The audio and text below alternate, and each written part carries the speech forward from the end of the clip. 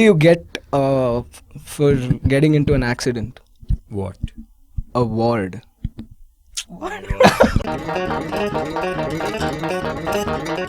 What's up, guys? You're watching TUGGtv, and this is Regicide. For the rest of the people, this is going to be our first podcast / YouTube entry / whatever you want to call it, because we still haven't figured out a name for it. If you guys have anything, please let us know. If the viewers have anything, please let us know. So we are an old school death metal band. We've been around from January 2017.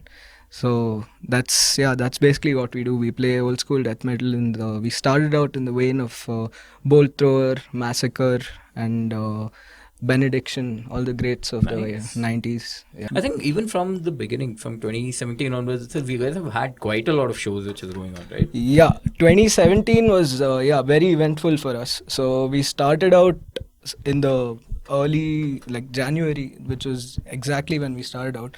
The 4-piece lineup that we had then, and I think our first show we played was in the next month, February. J-Cubes, that was Feb 17th. I've been going there for years now, and I never imagined this place would host a metal show. Yeah. That's why even I was a bit confused, because that's only known for all your dance parties. Yeah, exactly.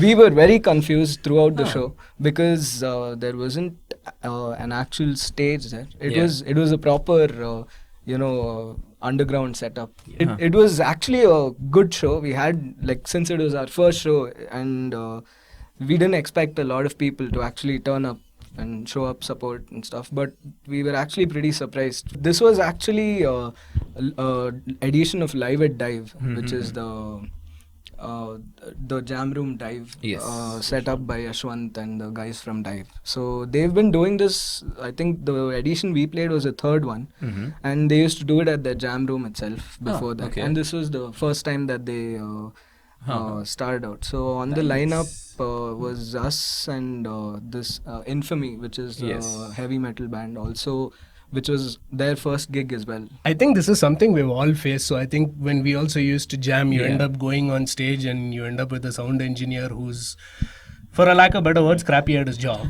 And so how would you guys deal with such scenarios? Because I'm sure everyone has had a bad hair day, but you still have to play a show. So how would you deal with it?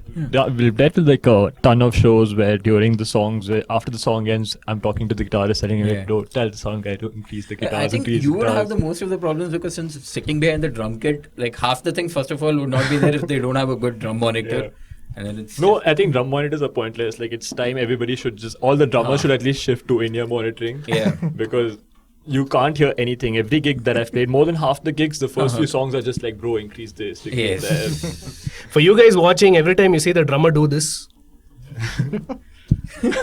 now you know what it means.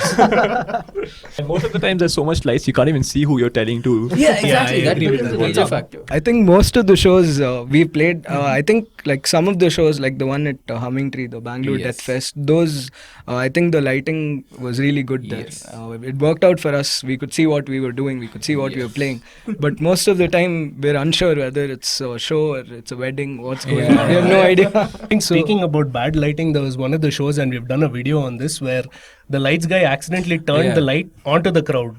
So we can't see the band. I think this was a DeathFest. Yeah. And then we had to go and tell the guy, dude, I can't see anything. I think less than it being the light guy's fault, usually, and barring this situation, of course, usually what happens, I think the venues are intended for something else completely. Yeah, that's the whole thing. Most of the metal gigs which are played around are not meant for metal. You're just kind of utilizing it for that. Exactly. Very few of them actually know, there has to be this acoustics, there has to be proper equipment, like how we have here. Right. So if we had to ask you, which is the best gig you've had? And best gig we've had? Off the top of my head, I think I really like the Grinders Protest gig that we played.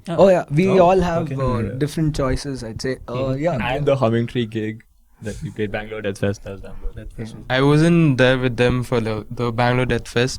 I joined I think after that or something. So I guess the gig we played at Indigo, what was that? Killing Fields.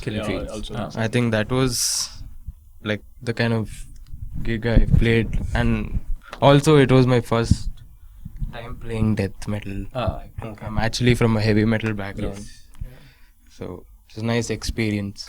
Cool. Overall, it was cool. since like our first break was I think Bonded by Blood in June. So this was the edition with Empyrean and Antakrit that we played for the.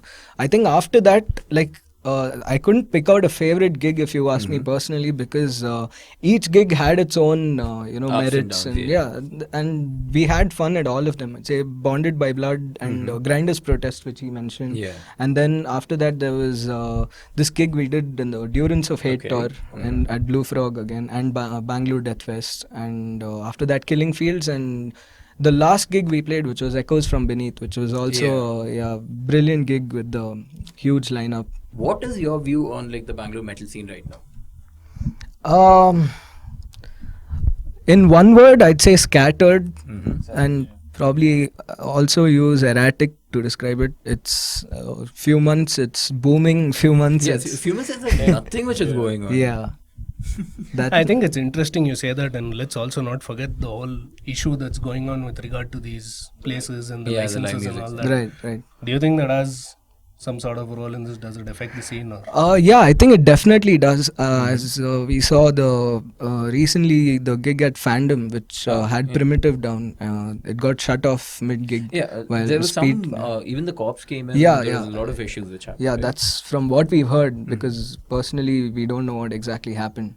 I think there were a few venues like I'm not sure which ones exactly, but from what I was reading, I mean, it was a straightforward rule, and it's been around for quite some time. It's just been implemented now. I saw most musicians going, bring back live metal music.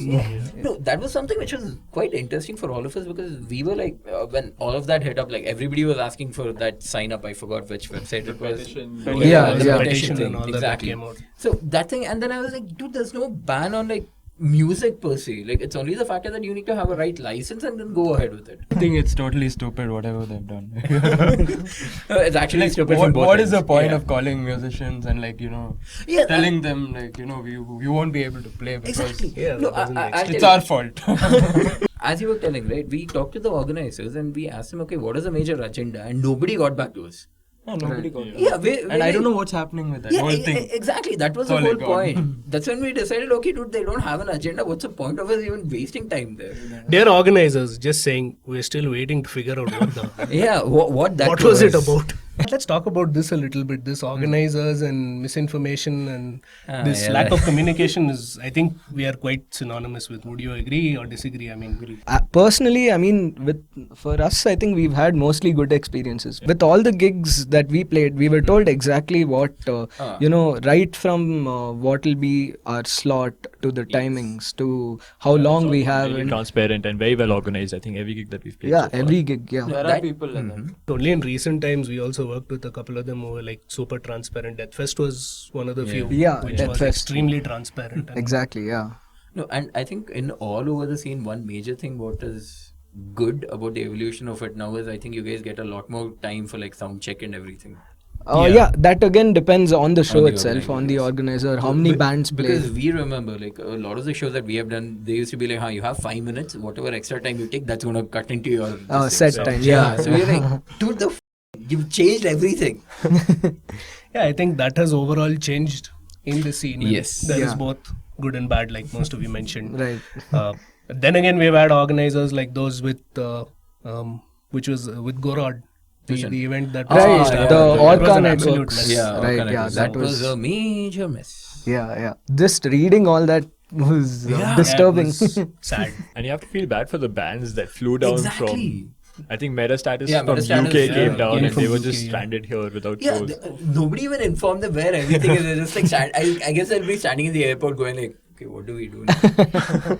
From what I heard, Metastasis was the band of the Orca Network's owner itself. I think, I'm not sure, but this is what I'd heard. It is a bother because these bands are coming from abroad. It kind of is... but when they're putting up the show... And you're putting up the show and you mess up. You see, that time what happens is, okay, for that band it'll be pretty much okay, but then there'll be like hundreds and thousands of people waiting here for that particular lineup. Right. No, but I don't think it's the band to be blamed because they would the bands wouldn't know anything about this. That's the problem. See, even we got to know that something is happening because of Gorod's update that, okay, hey, like, our flights. we don't know whether we're going to play. And we're like, then we went and we're like, hey, what is this? I saw this update. In the Bangalore metal scene is this battle of the bands. Right. What do you think about this? Battle of the bands, like the college fest. I don't think that's a part of the metal fest. I don't think. No, that's not part of the metal scene, but then there's just a general Okay, yes, No, you're right. It isn't part of the metal scene, but this is something that happens a lot in Bangalore.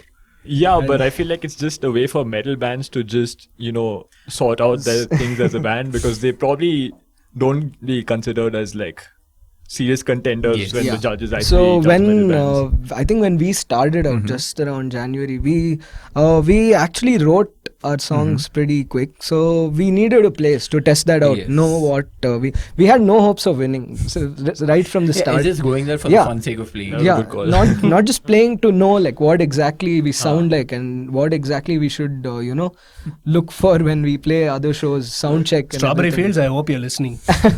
We played Strawberry Fields and we were a metal band, and metal band with an indie band with a pop band with matlab kya hai, kuch bhi. No, they don't care about old school at all. To be honest, unfortunately, to be honest, if you play a synth, you win. Or even 3-chord songs. Yeah, exactly. Most of the music that's being appreciated is fusion, where there are bands which are coming and mixing some parts of metal with, say, a violin or a tabla. Exactly. No, but on this topic, like looking at it, I'd say it's not about old school, new school. It's got nothing to do with even metal for that matter. Yes. I mean, if you don't have hope that you're going to win, that's not because you're a metal band. It's because how you are. So I think, I don't know about old. Since we play old school, I can't say that. It's because old school they have a vendetta. No, I don't think so. I just think it's. And I think most of the issues what happens in all of these battles of the bands, as he was talking about, right? Like the judges would be from just a particular type genre, of so they wouldn't be able to understand the rest of it. I still remember the funniest part is I had once been one of the judges for the Battle of the Bands which happened in Pesset, the Electronic City. Right. So the two other guys who would come with me, they were from a classical fusion band. Oh, okay. And like obviously they're just gonna be like too fast, too noisy, and I'm like. You were a judge in a Battle of the Bands. Oh, you don't know that? By the way, that's a story. Dear whoever made this the judge, I'll have what you are smoking. But come on, at least there was some support for the metal community, dude. Okay, point. So who won that Battle of the Bands? A 4-chord band. As far as Battle of the Bands goes, forgetting all the schools, middle school, old school, whatever, it's all about, judges can be anyone. In the end, metal isn't meant to be, mainstream or not. It's just abrasive, basically. Yeah, it's not a competition. You It's a just go celebration. play, you enjoy, you come back. Yeah, that's it. Pretty much what That it's was our supposed aim, to be. and we knew what to expect at least. At the time when we played 2 Battle of the Bands, I think, one at MSR80 and one at BMS. So in these 2 we had friends from this band called We'll Decide on Wednesday, which is right. So metalcore band. So but they were catchy. In the end, like much. you can't deny it. They are catchy. They're good. And they're good at what they do. They're tight. Exactly. That's it. They won, and that's all. There's no saying that it's. But then again, music is subjective. If the judges, metalcore again is like more say acceptable. Like if you're listening to metal for the first time, you won't get into old school music that easily. While that is true, you can't. There's no bar for measuring it. It's Battle of the Bands, not Battle of the Metal Bands. No, but then again, music is subjective. So I like where this discussion is. Yeah, I know. This is fun. Okay, so let's come back to the point at hand in terms of the Bangalore's metal music scene. What, according to you think? Let's start with what the fans should do for the scene. How can the scene be improved? Anything you got in mind? Personally, I feel like fans should. if they like a band, they should support that band however they can. It's not come to every gig, come to any gig, you have to watch this band because they're playing, and that's what enables the organizer to put up the next gig. I mean, there's no money in this, we all know. And the bands don't have an obligation to like come and watch every gig and every band. There has to be bands that they like to want to go and attend that gig. And exactly. And it's not about metal music in particular. Like I love bands like Thermal and a Quarter, Mad Orange Fireworks, stuff like that, and I go to these gigs and they're always packed, and you can't say it's because it's not metal. It's because they're good. There are certain cases wherein we have seen like there'll be 3-4 shows on the same day.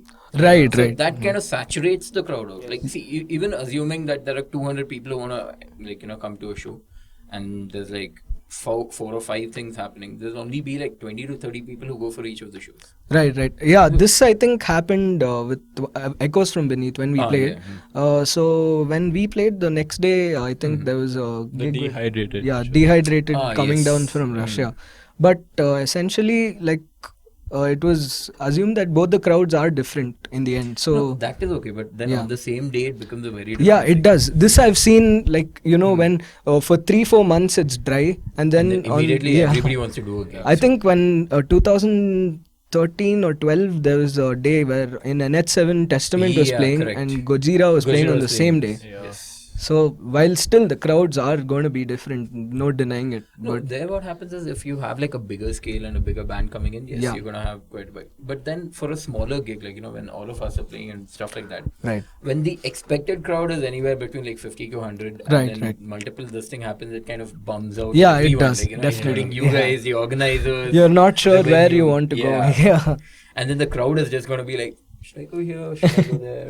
And then flip a coin and then go there. Even the day we played at Grinders Protest in there 2017. was the Bangalore open air pre-party Going on. It was So on the same day? it was on the same day. So after our set, we stayed for a while, watched the bands for a while, and then we headed towards Genocide Shrines, which is something we wanted to catch. So in the end, we managed to get the best of both. Yeah. So no saying. Yeah. No, but I think when gigs also happen on the same day, most of the fans, even if it's not on the same day, like with Echoes from Beneath and Dehydrated, most people say that they have money to usually attend only one show. Yeah. Right. Or they usually don't have money to buy CDs, t-shirts to support the band. So even if they like it, they can't actually go there. Yeah. Not intending to stereotype, but metalheads go to school, study, and get a job. Get a good day job which can support you. Everyone here, I pretty much agree that we would love to have a job wherein like music kind of provides complete, support. Right. But then reality is a very different thing. Yeah, it is. There are people who do manage to do that as well. But that's not always like because of metal. Yeah. They don't play just metal. They just start playing everything. Yeah, you will have to do. Yeah, it's just that metal will not sustain you. Yeah. For now. I think for now it makes sense, and kudos to those who actually have that. But even for like the near future, it doesn't seem to be getting better. Yeah, it's because not way too much. Yeah, because there used to be a lot of gigs happening in Bangalore like a few years back, and that just seems to be like reducing with time, because like even the organizers are backing out because of the whole venues issue. Yes. So that is a major thing which is happening. Like, probably in the early 2010s and everything, Bangalore was like the hub of metal. Like anybody the metal capital. Yeah, exactly. And then any metal band which should come down, Bangalore first. We have to go there. But then now it's kind of spreading apart. I think it's safe to say the one thing that messed it up was this stopping gigs from happening at Palace Grounds, which was sort of city it center. contributes. If you think about it, apart from that, we didn't have a venue. There was also else. a metal gig in Pebbles that got cancelled. Metal Assault, I think. Okay. There were a lot of bands like I think Cryptos, Demonic Resurrection, Inner Undying Sanctum, the Downtrodens. Okay. I think Chaos. the people who bought the tickets, they were refunded or something else. They were given entry to another gig for free. Okay. So I think this is about 3 years ago or something. Yeah. But apart from that, it's also the venues. Venues don't want to host metal gigs. That's a major thing. And it's pretty stereotypical now, because they'll tell metal loud noises, you guys will drink, you destroy everything. Like, we don't do that. We come there just to enjoy it. No, but as a venue, if we drink, it's good for you, right? No, but then they are afraid the fact that you will drink and throw the bottle here and there. I think apart from this one fundamental problem, most venues face, or they think metal gig koi nahi aayega. Right. Yeah, that a is lot one of more thing. venues It's think like one that. problem Yeah. that I've Also, most like we've done this ourselves when we were broke and younger.